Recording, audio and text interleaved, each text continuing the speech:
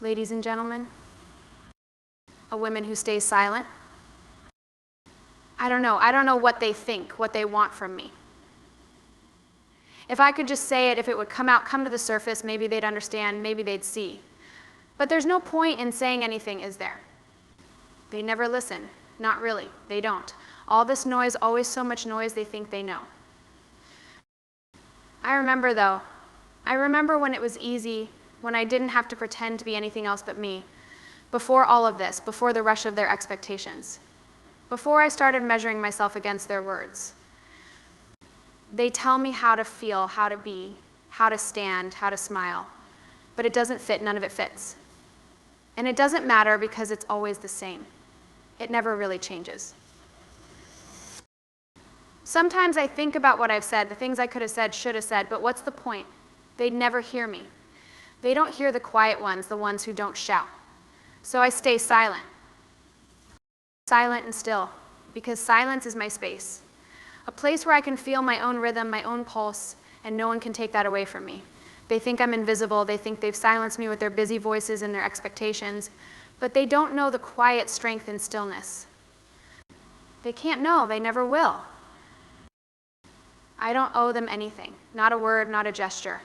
I won't give them that. They think I've disappeared, but really I'm right here, in the middle of all this noise, stillness in motion. They'll never know, and maybe that's for the best. It's better this way, better to stay silent. They can't take my silence away. They'll never have that. I'll wait for the moment when the world is still enough, when the noise fades, and maybe, just maybe, they'll finally hear what I've been holding inside all this time. But until then, silence is mine. The speaker feels an underlying tension, a constant pull between what is expected of her and what she truly wants to express.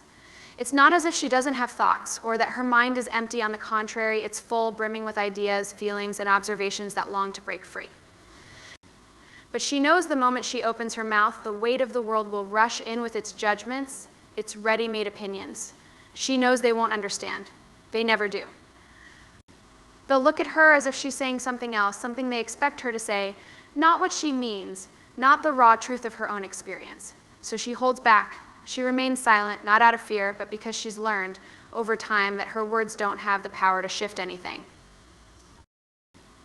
There's a weariness in this silence, a quiet frustration that simmers beneath the surface. The speaker is aware of the external pressures, the expectations others impose on her, even without asking. They want her to conform, to play a role, to speak when spoken to fit herself into the small boxes they've made for her. But she doesn't fit. She's too large for their labels, too complex for their assumptions. Yet the pressure is always there, reminding her that in order to be seen, to be heard, she must bend to their will. It's a constant push and pull her own voice, fighting against a sea of noise and misinterpretation. It's as though the world around her is speaking in a language she doesn't understand, and when she tries to speak back, the words come out wrong, twisted, or are ignored completely. She's come to believe that no matter how clearly she expresses herself, it will never be enough. It will never be what they want, and so she stays quiet. What's the point of speaking if no one is listening, really listening? She's caught in a cycle. She feels the urge to express herself, but the fear that it won't be understood, or worse, that it will be misinterpreted, keeps her muted. It's easier to stay silent than to fight for her voice and risk being lost in the noise. There's a constant sense of being surrounded by noise, voices that seem to fill the air with their demands, their assumptions, their judgments. They speak, they talk at her, but she knows they don't really listen. Not to what she is, not to what she wants. They hear the surface, the words she might say, but not the deeper currents that move beneath. There's a distance she feels, a chasm that grows wider every time she tries to speak, every time she tries to express something real. When she does speak, it's as if her words are swallowed whole, lost in the rush of the things others need from her, the roles they expect her to play. She can feel their eyes on her, the pressure of their expectations, pulling her in different directions, demanding things she can't or won't give. They want her to be something for them, to fit into their stories, their frames, their desires. And she tries to meet them, to fill the spaces they carve for her, but it never feels like enough. It's never really her they want. It's as if she's become a shadow in their lives, a background figure that is supposed to remain quiet, compliant, and invisible until they need her. But she doesn't fit into their stories. She's always been something else, something they can't see, can't understand. And she knows, deep down, that if she tried to show them the truth of who she is, they wouldn't see it, they wouldn't listen. They would only take what they wanted from her, pull her further into their own worlds without ever asking, without ever wondering what it is that she really needs or wants or feels. The disconnection grows because they never stop to truly know her. They just demand, and when she doesn't meet those demands, they disappear again, leaving her standing in a room full of voices, none of them speaking to her, none of them reaching her.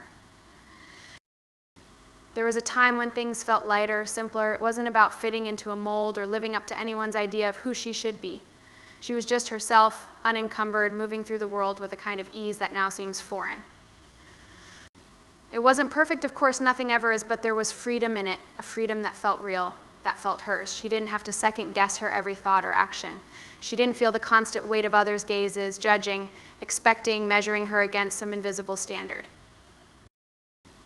It was as though she could breathe without resistance, could speak without wondering if it was the right thing to say, could dress and move and laugh without worrying about the impression it would leave.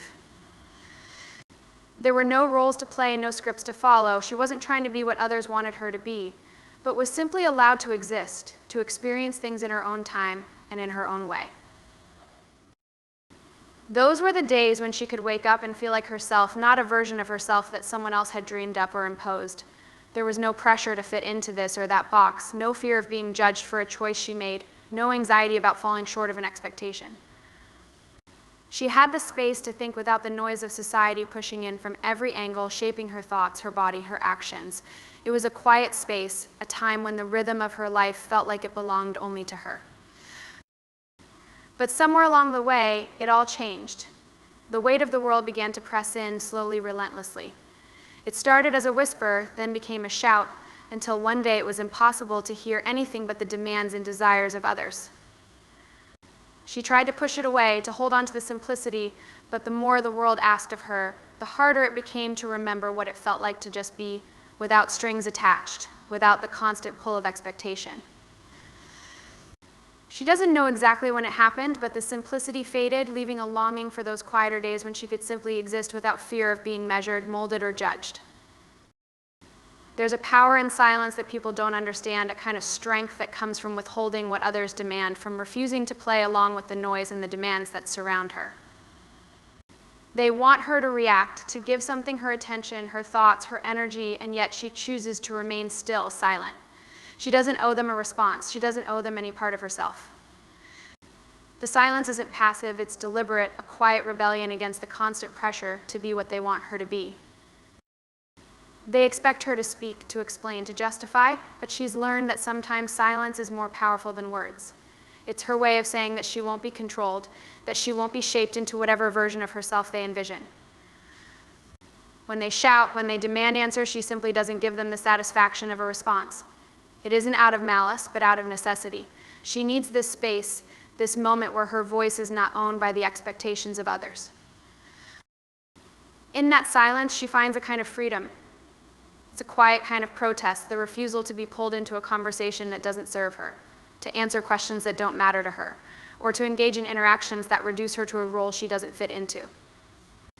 They might think she's submissive or weak because she won't argue, won't speak out, but they don't see the strength it takes to stay silent in a world that demands so much noise. Every time she stays quiet, every time she holds back the words that others expect, she reclaims a part of herself.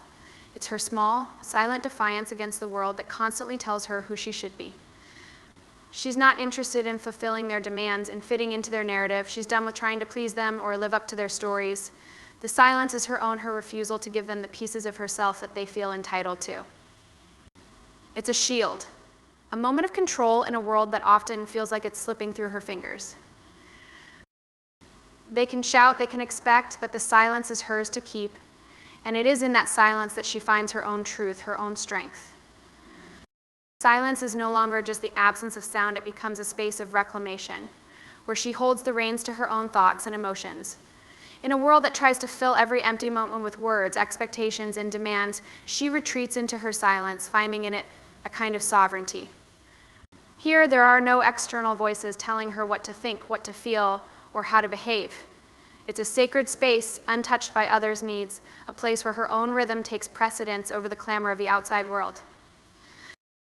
When she remains silent, she is not just withholding her voice, she is asserting her autonomy. She refuses to let anyone else decide the direction of her thoughts or the course of her actions. Every moment of quiet is a declaration of independence, a way of saying that she is the only one who gets to dictate her inner world. It is a profound act of control, of turning inward and focusing on what truly matters to her, without the distortion of outside influence. In silence, she is free. She can breathe without judgment, think without interruption, exist without the constant tug of others' expectations. The world can keep spinning with its noise and demands, but in this stillness, she remains solid, anchored in herself. This silence is not a sign of weakness or passivity, but a form of empowerment, a refusal to be swept along by the currents of society's opinions. She knows that what she chooses to express, when she chooses to express it, will be hers alone to give, not because she is compelled or forced, but because it is her right, her choice. By embracing silence, she redefines power. It's not the loudest voice that commands respect or influence, but the quiet strength that comes from knowing that no one can take what she chooses to keep. Her silence is a fortress, a place where she is safe from the demands of the world, and in that sanctuary she finds her truest form of power. Voice 2. They see her silence, her lack of response, and they assume she is nothing unnoticed, absent.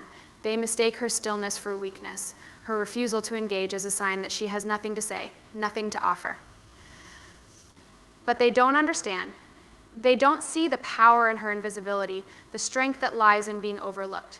What they perceive as silence is her shield, a protective barrier that keeps her from being pulled into their expectations, their drama, their need to define her.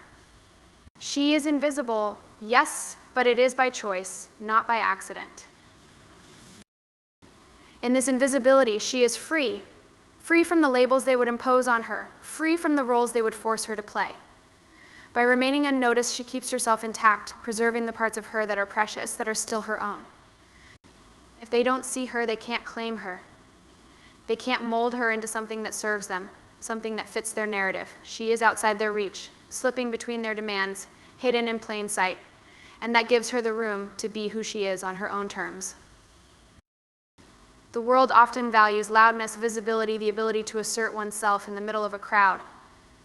But she knows there is another kind of strength, the kind that thrives in silence and being unseen. They don't understand that by fading into the background, she has control. She doesn't need to shout to be heard. She doesn't need to be seen to exist. Her presence, though subtle, is firm. She chooses when to step forward and when to retreat, when to speak and when to remain still. And in that choice, she wields a quiet power. This invisibility is not the absence of power, it's the strategic withholding of it. A way of stepping back to observe, to understand, to decide when and how to engage. While others rush forward, desperate to be seen, she stands at the periphery, knowing that in time the world will come to her. They will need her, seek her out, when they realize that she is the one who has been quietly holding the pieces together, even when they didn't notice. They cannot take from her what they cannot see, and in that she is stronger than they will ever understand. Even in her silence, there is an unspoken hope, a quiet belief that one day the world will slow down enough for others to finally see her. She holds on to the thought that in time the noise will subside, the rush of words and expectations will fade, and there will be a moment when someone who truly understands will hear her, not just the words she chooses to speak, but the deeper truths that have always been there, waiting quietly beneath the surface. She doesn't expect this to come easily, nor does she sit idly by, waiting for others to suddenly open their eyes. No, she knows that understanding is something that must be earned, that must be cultivated in its own time. She isn't passive, not at all. The silence isn't a waiting game, it's a decision, a choice she makes in the belief that the right moment will come. She will speak when it is right, but until then, her silence holds its own meaning, a bridge between who she is now and who she will one day be understood to be. She carries a quiet patience, a kind of long-term vision that others may not see because they're too busy with the now, with the immediate noise. They are too wrapped up in their own stories, their own demands. But she knows deep down that one day when the world quiets and everyone is no longer so consumed with their own thoughts, they'll notice her, they'll hear what she has to say. And it will be more than just words, it will be everything she's held within her, everything she's been waiting to share. But that moment isn't here yet, and so she remains silent. Not because she doesn't have anything to say, but because she knows that there's wisdom in waiting, that there's a time for everything, even for being unheard. She doesn't know when that moment will come, but she trusts that it will. And when it does, she'll be ready to speak, to show who she really is, and to be understood in a way that she hasn't been before. For now, though, she holds that hope like a quiet promise to herself, a reminder that her silence isn't an end, but a pause. It's a step towards something greater, something deeper, and in that hope there is a quiet strength, a belief that the world will eventually see, will eventually listen not to the noise, not to the demands, but to her.